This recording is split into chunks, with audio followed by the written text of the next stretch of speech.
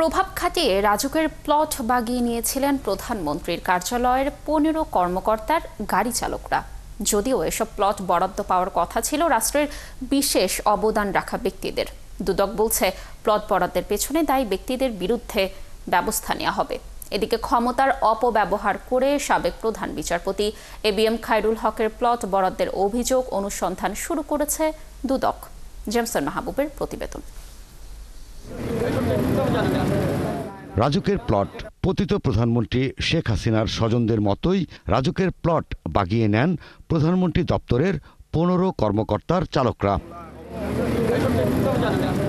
রাষ্ট্রের জন্য যারা গুরুত্বপূর্ণ ভূমিকা পালন করেন এমন ব্যক্তিদের পাওয়ার কথা ছিল রাজুকের ঝিলমিল প্রকল্পের প্লটগুলো, কিন্তু প্রধানমন্ত্রী দপ্তরের প্রভাব খাটিয়ে সাবেক মুখ্য সচিব, সাবেক প্রধানমন্ত্রীর একান্ত সচিব, সাবেক প্রধানমন্ত্রীর ব্যক্তিগত ফটোগ্রাফার সহ ১৫ জন কর্মকর্তার চালকরা বাগিয়ে নেন রাজুকের প্লট। প্লট বরাদ্দ নথিপত্র যাচাই করে দেখা যায় ২ জন চালক পান ৩ কাঠা আর ৩ জন পেয়েছেন ৫ কাঠার প্লট। সেই তালিকায় আছেন ৪৫ জন ব্যবসায়ী, কয়েকজন সাংবাদিক ও বিচারপতিরাও।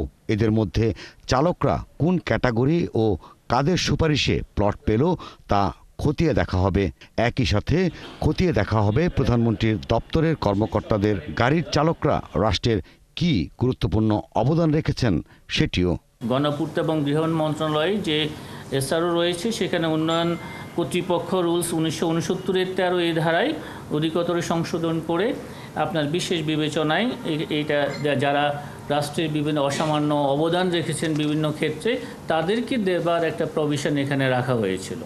সেটারই অপব্যবহার করা হয়েছে।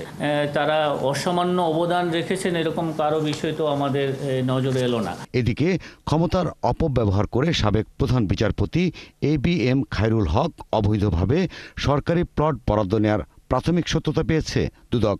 গঠন করা হয়েছে ৭ সদস্যের তদন্ত কমিটি। রাজধানী উন্নয়ন কর্তৃপক্ষ এবং গণপূর্ত মন্ত্রণালয়ের অসাধু কর্মকর্তাদের যোগসাজশে জনাব এবিএম খায়রুল হক সাবেক প্রধান বিচারপতি কর্তৃক বিধি বহির্ভূতভাবে প্লট হস্তগত করার অভিযোগ কমিশন কর্তৃক অনুসন্ধানের সিদ্ধান্ত গৃহীত হয়েছে। অন্যদিকে মানি লন্ডারিংয়ের অভিযোগে সাবেক ভূমিমন্ত্রী সাইফুজ্জামান চৌধুরীর বিরুদ্ধে মামলা করেছে দুদক। জেমসন মাহবুব, ৭১, ঢাকা।